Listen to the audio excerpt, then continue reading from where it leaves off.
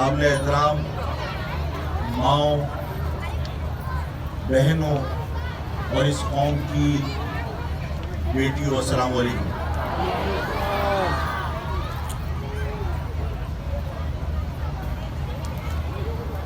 اس convention سے کوئی اور بات شروع کرنے سے پہلے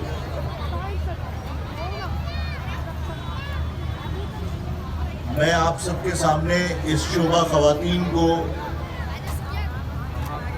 زبردست شاباش دیتا ہوں جنہوں نے ان حالات میں یہ خواتین کا کنونشن منعقد کیا۔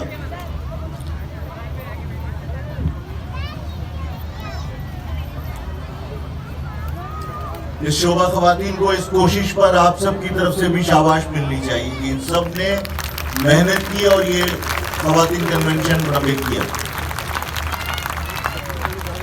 اس کنونشن کو کامیاب کرنے کے لیے جو میری مائیں، جو میری بہنیں، جو بیٹیاں اپنے گھروں سے اپنی مصروفیات کے باوجود یہاں تشریف لائیں، میں ان کو بھی دل کی گہرائیوں کے ساتھ زبردست خراج تحسین پیش کرتا ہوں۔ آپ سب کو بھی شاباش۔ دیکھیے ہم جن حالات سے گزر رہے ہیں،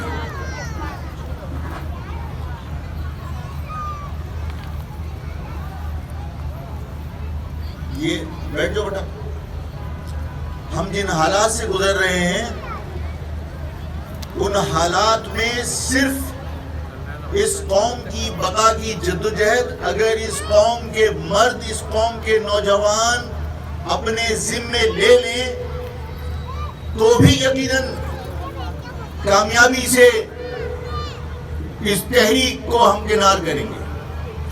لیکن اگر اس تحریک میں، ان حالات میں اگر اس قوم کی مائیں، بہنیں اور بیٹیاں بھی شامل ہو جائیں تو جو تحریک کل کامیاب ہوگی وہ آج کامیاب ہو سکتی ہے۔ یہی وجہ ہے کہ شعبہ خواتین نے مہاجر قوم کی ماؤں، بہنوں، بیٹیوں کو اس کنونشن میں مدعو کر کے اس تحریک کا حصہ بنانے کی داغ میل ڈالی ہے۔ آپ لوگوں نے، اس قوم کی ماؤں نے، آپ کی ماؤں نے ہر تحریک کے اندر بہت اہم کردار ادا کیا ہے، فیصلہ کن کردار ادا کیا ہے۔ چاہے وہ 1857 کی آزادی کی تحریک ہو، چاہے وہ خلافت کی تحریک ہو، چاہے وہ پاکستان بنانے کی تحریک ہو، چاہے وہ پاکستان بچانے کی تحریک ہو، چاہے جمہوریت کی بحالی کی تحریک ہو، آمریت کے خاتمے کی تحریک ہو، قوم کی ماں اور بہنوں اور بیٹیوں نے ہمیشہ کلیدی کردار ادا کیا ہے۔ اور ہم چاہتے ہیں، میری خواہش ہے کہ آج جو کراچی کے حالات جس نہج پہ پہنچ چکے، یہ شہر جس طرح ڈاکٹر نگہت نے اور ان سے پہلے تبسم باجی نے کہا تھا کہ اس شہر کو تو ہم نے اپنے خون سے سینچا ہے۔ یہ شہر جس میں ہجرت کر کے آنے والوں کو یہ سمجھ کر دھکیل دیا گیا تھا کہ یہ ریگستان ہے، نہری زمینوں پر انہیں آباد نہیں ہونے دیا تھا اور انہیں ریگستان میں بھیجا تھا، لیکن اس مہاجر قوم کی صلاحیتیں تھیں، اس مہاجر قوم کی تعلیم تھی، اس قوم کا ہنر تھا کہ یہ شہر جو ویران تھا، جہاں کیکر کے درخت ہوا کرتے تھے، جہاں ببول کے درخت ہوا کرتے تھے، اس جنگل کو جہاں لوگ شکار کھیلنے آیا کرتے تھے، آج گلستان بنا دیا۔ اپنے ہنر سے، اپنی صلاحیتوں سے اس کو عظیم صنعتی شہر بنا دیا جہاں آج پورے پاکستان کے لوگ روزگار کے حصول کے لیے آتے ہیں۔ میں نے اپنی ماں بہنوں کو اس شہر میں آزادی سے گھومتے دیکھا ہے۔ ہم دنیا کے کسی کونے میں چلے جائیں، اپنے اس شہر کی گلیوں میں آئے بغیر چین نہیں ملتا۔ یہ درست ہے، میری یہ گلیاں جو کل میری شناخت تھیں، یہ شہر جو میرا فخر تھا، آج وہی گلیاں میرے لیے غیر محفوظ بن چکی۔ میری قوم کی بیٹیاں جو کالج اور یونیورسٹی بغیر کسی خوف کے جایا کرتی تھیں، آج درس گاہوں میں جاتے ہوئے بھی سہمی بھی ہوتی ہیں، اس لیے کہ اب صرف ان کا موبائل، ان کی گاڑیاں خطرے میں نہیں ہیں، ان کی جان، ان کی آبرو بھی خطرے میں ہے، اس لیے کہ اس شہر میں آنے والوں کو بے لگام چھوڑ دیا گیا۔ یہاں پر پولیس بھی غیر مقامی، یہاں پر ڈاکو بھی غیر مقامی، یہاں پر رہزن بھی غیر مقامی، یہاں پر عدلیہ بھی غیر مقامی، جس کی وجہ سے اس شہر کے اندر لاقانونی کے علاوہ کچھ نہیں بچا۔ اور یہی وجہ ہے کہ آفاق نے کہا تھا کہ اس شہر میں جب تک مقامی پولیس نہیں ہوگی، قیام امن کی کوئی کوشش کامیاب نہیں ہو سکتی۔ ہمیں یہاں پر مقامی پولیس چاہیے۔ اگر اس شہر میں اس قوم کے بچوں کو پولیس میں بھرتی نہیں کیا جا سکتا، اگر اس شہر میں اس قوم کے بچوں کو یہاں کی انتظامیہ میں بھرتی نہیں کیا جا سکتا، اور ہر چیز کا کنٹرول باہر سے آئے ہوئے لوگوں کے ہاتھ میں دیا جائے، تو ظاہر ہے شہر کے اندر بدامنی کے سوا کچھ نہیں ہوگا۔ اور مجھ سے لوگوں نے کہا کہ آفاق بھائی، آپ جو بات کرتے ہیں اس سے لسانیت کی بو آتی ہے۔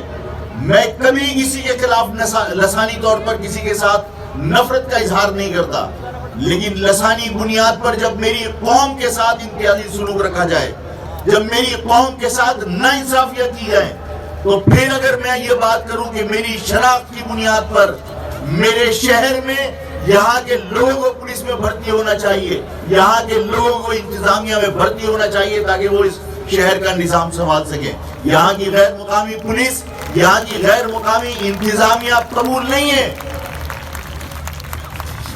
میں آپ لوگوں سے سوال کرنا چاہتا ہوں کہ ہم پورے پاکستان کے اندر تمام شہروں کو علاقائی بنیاد پر جانتے ہیں، ہم یہ سوچتے ہیں کہ تمام شہر،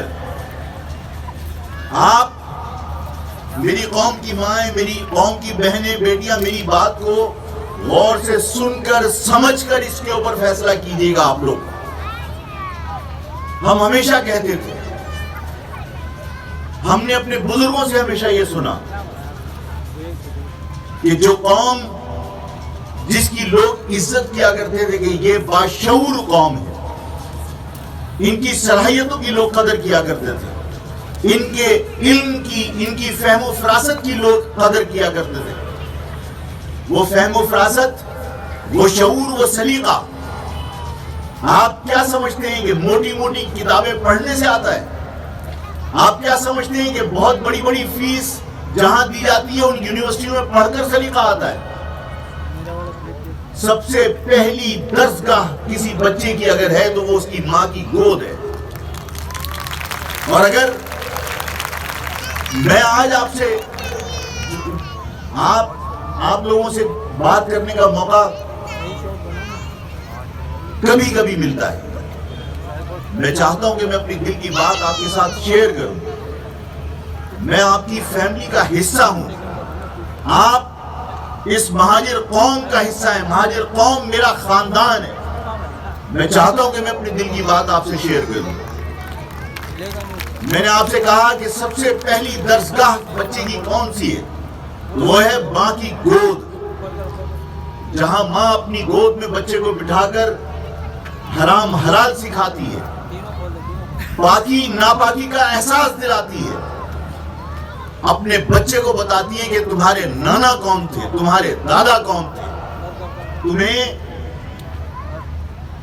یہ سکھاتی ہے ماں کہ کیا چیز اچھی ہے اور کیا چیز بری ہے۔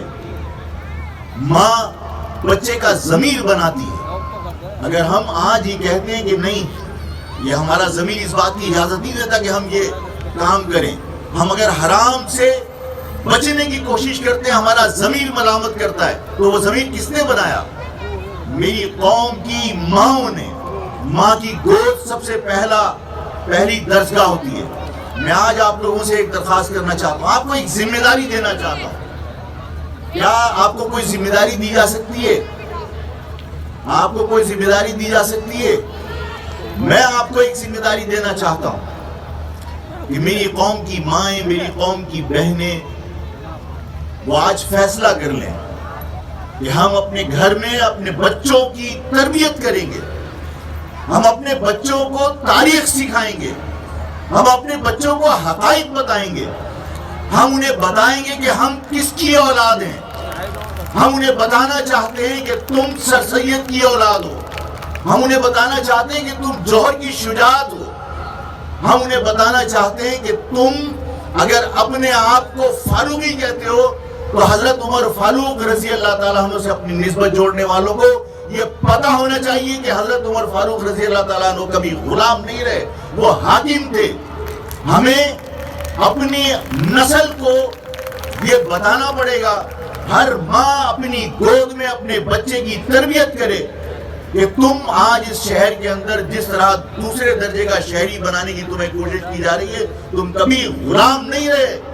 تمہاری قوم کی ماؤں نے جب بھی بچے پیدا کیے وہ حاکم اور جنگجو پیدا کیے، کبھی غلام پیدا نہیں کیے۔ آپ اپنے آپ کو عثمانی کہتے ہیں، حضرت عثمان غنی رضی اللہ تعالیٰ عنہ سے نسبت جوڑنے والے لوگ اپنے آپ کو عثمانی کہتے ہیں۔ حضرت عثمان غنی رضی اللہ تعالیٰ عنہ کبھی غلام رہے، وہ حاکم تھے۔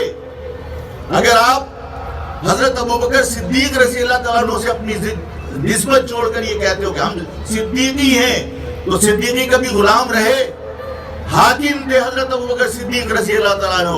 جو لوگ اپنے آپ کو سید کہتے ہیں، کیا کبھی سید جو اپنے آپ کو حضرت علی کی نسبت سے جوڑتے ہیں، حضرت علی کبھی غلام رہے؟ حاکم تھے۔ آپ کی نسل کے اندر کوئی اپنے آپ کو راجپوت کہتا ہے، کوئی اپنے آپ کو میو کہتا ہے، کوئی اپنے آپ کو میواتی کہتا ہے، کوئی اپنے آپ کو خانزادہ کہتا ہے، کوئی اپنے آپ کو راجپوت کہتا ہے، کوئی اپنے آپ کو قائم خانی کہتا ہے، کوئی اپنے آپ کو اس شہر میں رہ کر، اس سندھ میں رہ کر، اس پورے پاکستان میں رہ کر راجپوت راگڑ کہتا ہے۔ میں ان سب کے بارے میں آپ کو یہ بتانا چاہتا ہوں، اور میں چاہتا ہوں کہ میری مائیں اپنی گود میں اپنے بچوں کی تربیت کریں کہ یہ تمہاری قوم جن لوگوں پر مشتمل ہے، یا تو وہ حاکم تھے یا وہ جنگجو تھے، کبھی غلام نہیں رہے۔ تمہاری قوم کی، تمہاری نسل کے اندر کوئی غلام نہیں رہا۔ اور حاکموں کی اولادیں، جنگجوؤں کی اولادیں کبھی کسی کی حاکمیت، کبھی کسی کی غلامی خدا نہ کرے برداشت کرنے کو تیار ہو سکتی ہیں۔ اس شہر میں جو حالات پیدا کرنے کی کوشش کی جا رہی ہے وہ یہ کہ اس شہر میں جو شہر کل آپ کا تھا، آج بھی آپ کا ہے، کل بھی آپ کا ہوگا، لیکن اس شہر کے اندر باہر سے لوگوں کو لا کر یہ کوشش کی جا رہی ہے کہ یہ ثابت کیا جائے کہ یہ شہر آپ کا نہیں ہے۔ میں نے آپ سے کہا کہ پورے پاکستان میں تمام شہر ان کے لوگوں کے حوالے سے پہچانے جاتے ہیں۔ اگر میں اپنی ماؤں بہنوں سے پوچھوں کہ سرحد، صوبہ سرحد کے اندر یا خیبر پختونخوا کے اندر پشاور کس کا شہر ہے، تو لوگ کہیں گے پختونوں کا شہر ہے۔ اگر میں پوچھوں لاہور کس کا شہر ہے تو لوگ کہیں گے پنجابیوں کا شہر ہے۔ اگر میں پوچھوں لاڑکانہ کس کا شہر ہے تو یقیناً آپ کہیں گے کہ سندھیوں کا شہر ہے۔ لیکن حیرت اور فکر کی بات یہ ہے کہ تمہارے شہر کے بارے میں جب پوچھا جائے گا تو تم بجائے اس کے کہ یہ کہو کہ یہ مہاجروں کا شہر ہے، تمہیں یہ سکھانے کی کوشش کی جاتی ہے کہ یہ منی پاکستان ہے، یہ تمام پاکستانیوں کا شہر ہے۔ سوال یہ پیدا ہوتا ہے کہ تمہاری چیز تمہاری اور میری چیز سب کی کیسے ہو سکتی ہے؟ جب تمہاری چیز تمہاری ہے تو میری چیز بھی صرف میری ہوگی۔ یہ شہر مہاجروں کا شہر ہے، یہ شہر مہاجروں کا شہر رہے گا۔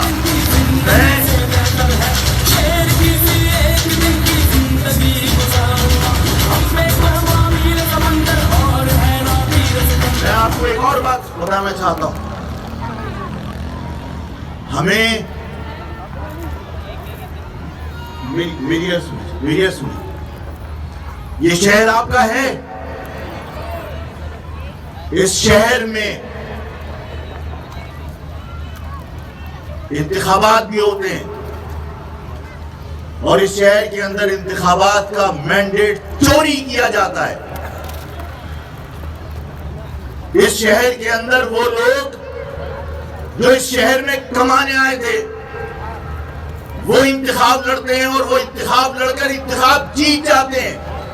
میں نے کہا تھا اس شہر کا مینڈیٹ چوری ہوگا، اس شہر میں محسود بھی جیتے گا، اس شہر میں چاندیوں بھی جیت سکتا ہے، اس شہر کے اندر کوئی اور ڈوگر بھی جیتے گا۔ ایسا ہی ہوا، اس شہر میں محسود قبیلے کا پٹھان بھی جیتا اور اس شہر میں مہاجروں سے ان کا مینڈیٹ چھین لیا گیا۔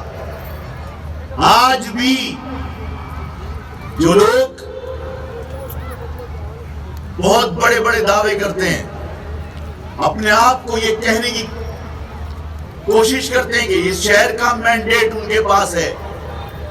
میں نے بہت تانے سنے کہ آفاق مہاجروں کی بات کرتا ہے لیکن آفاق کے پاس مینڈیٹ نہیں ہے۔ آپ جانتے ہیں کہ آپ نے ووٹ ڈالا تھا مہاجر قومی موومنٹ کو، مینڈیٹ چوری ہوا۔ اب میں پھر آپ سے ایک بات کرنا چاہتا ہوں،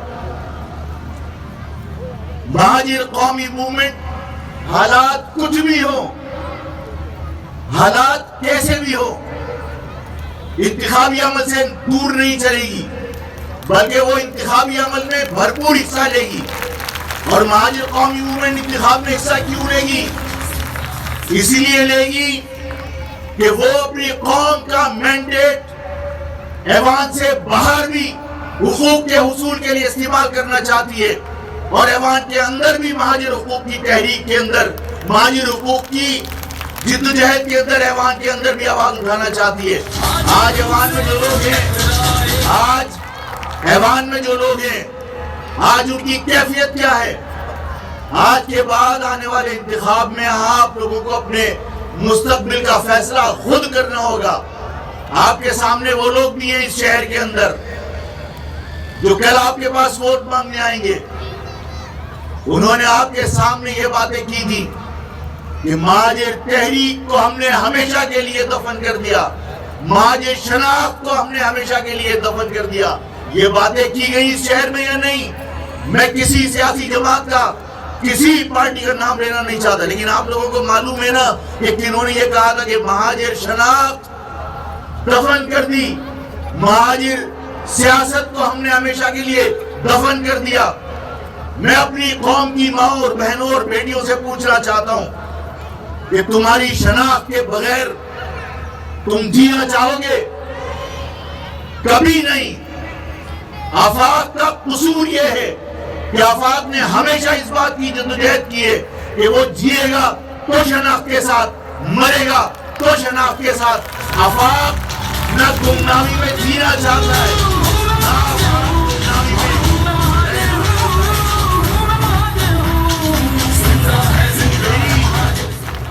میری ماں بہنوں، آپ سے شناخت چھین کر یہ کہا گیا، مہاجر سیاست کا خاتمہ کر دیا۔ کیا ایسے لوگوں کو آپ ووٹ ڈالیں گے؟ کیا ایسے لوگوں کو ووٹ ڈالنا چاہیے؟ جو لوگ یہ دعویٰ کرتے ہیں کہ ہم اس قوم کی نمائندگی کر رہے ہیں، ہمارے پاس مینڈیٹ ہے۔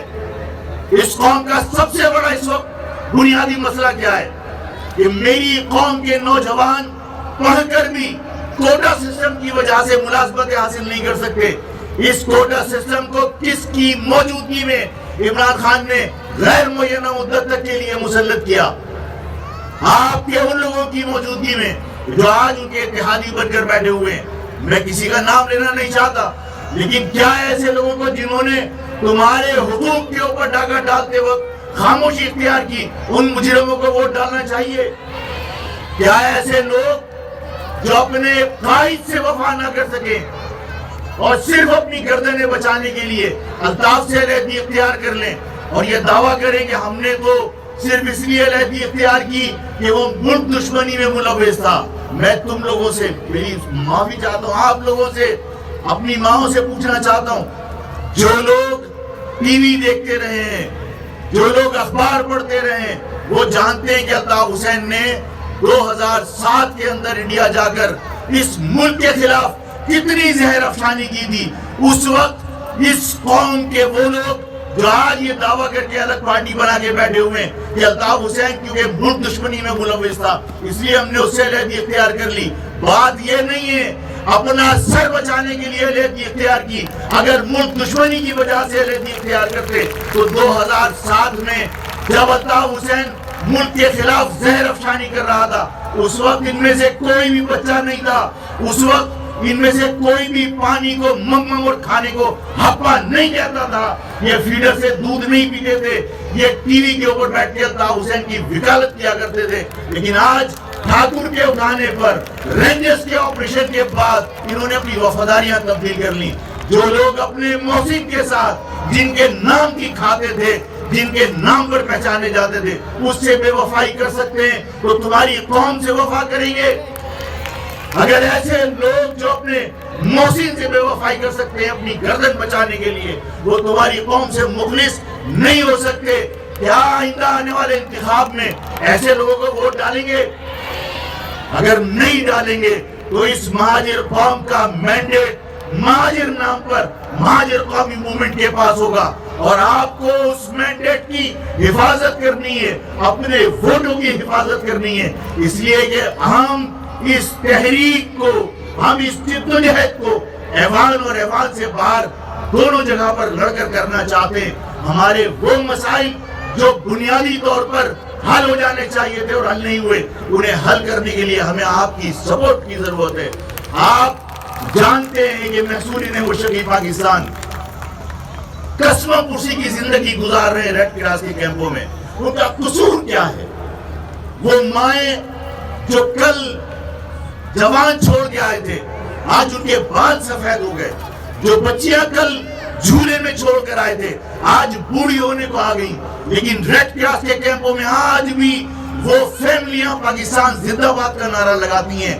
وہاں 35 کروڑ بنگالیوں کے بیچ میں پاکستان کا نعرہ لگاتے ہیں. 35 کروڑ بنگالیوں کے بیچ میں پاکستان کی بجائے بنگلہ دیش کو تسلیم کرنے کے فارمولے کو رد کرتے ہیں. اس کے باوجود وہ لوگ آج بھی ریڈ کراس کے کیمپوں میں, اس لیے کہ ان کا کوئی رشتہ دار پنجابی نہیں ہے, ان کا کوئی رشتہ دار پٹھان نہیں ہے, ان کا کوئی رشتہ دار سندھی یا بلوچی نہیں ہے. ہم ان کے رشتہ دار ہیں, ان کو لانے کی ذمہ داری بھی ہماری ہے.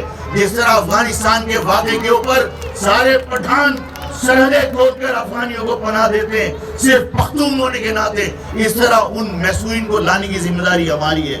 ہم طاقت حاصل کریں گے, طاقت کے بل پر ان کو واپس لے کر آئیں گے. ہم چاہتے ہیں کہ اس مہاجر قوم کو مضبوط کرنے کے لیے میری قوم کی مائیں اور بہنیں اپنا کردار ادا کریں.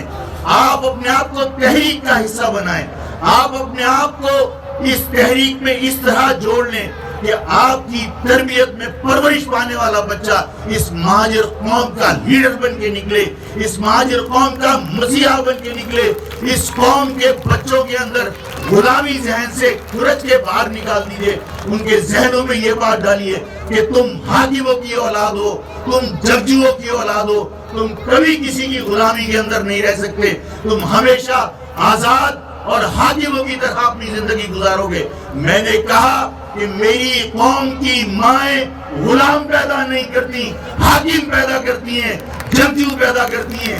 اس قوم کی ماں اور بہنوں سے اگر کوئی یہ توقع رکھے کہ ان کا پرس چھین کر ان کو گھروں میں محصور کر دو گے, ان کے کسی پیسے کو چھین کر, ان کے موبائل کو چھین کر, ٹی وی دکھا کر, کلاشن کوف دکھا کر میری قوم کی بچیوں کو تم کالج اور یونیورسٹی جانے سے روک لو گے, تو میری قوم کی بچیاں خوف زدہ نہیں ہیں. میری قوم کی بچیاں بھی حاکموں کی اولاد ہیں, اور وہ بھی راجپوتوں کی طرح, مہاجروں کی طرح ڈٹ کر ان حالات کا مقابلہ کریں گی. وہ کالج بھی جائیں گی, وہ یونیورسٹیاں بھی جائیں گی, وہ اس شہر میں قبائلی نظام کو پنپنے نہیں دیں گی.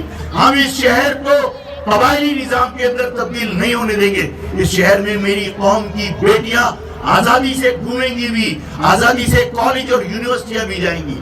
میں اس شہر میں غیروں کے تسلط کے خاتمے تک جدوجہد جاری رکھوں گا, اور آپ سب کو میرے ساتھ اس جدوجہد کا حصہ بننا پڑے گا.